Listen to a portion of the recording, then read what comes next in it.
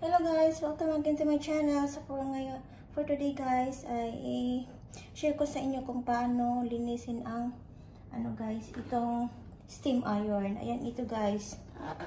Kailangan itong linisin kasi minsan pag madumi to, pag maraming mga bato-bato sa loob, kasi syempre shock sa tubig. Ayan, pag ganito kasi mga steam, kailangan talagang gumamit tayo ng mga distilled water. Syempre hindi tayo gumamit ng distilled water, ito lang normal water. So kailangan nating linisin to.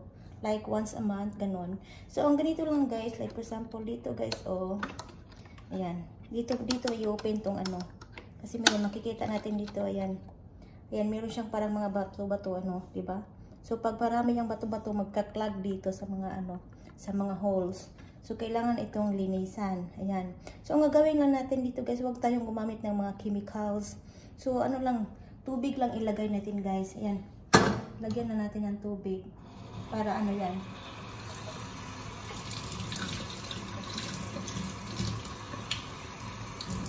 Ganyan lang guys. Dito lang natin yung tubig. Tapos ganyan.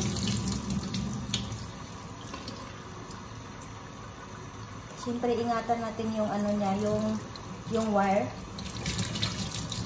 Yan mo lang ganyan. Yan, mga yun, malaglag yung mga bato-bato.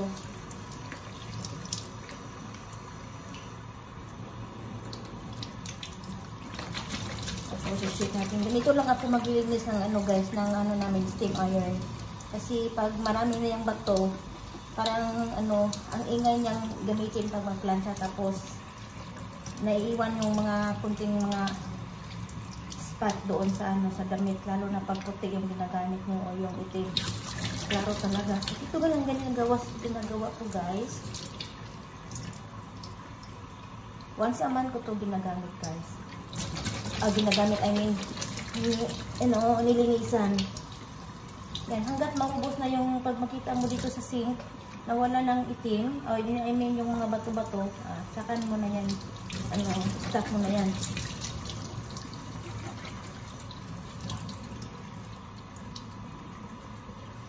Pinupuno ko lang ng tubig hanggang dito sa mga holes. Yan, ayan makita natin na yan itong bato. Nalaglag yung bato. Iba kasi ang tubig dito. Galing dagat. Kaya maraming mga yan ito itong mga bato-bato ito. Yan, ganyan ang bato niya. Kaya kailangan, wag lang kayong gumamit ng mga chemicals or else na nasisira pa yung plancha niya. Tubig lang. I-check mo lang para maano yung maalog yung mga laman sa loob.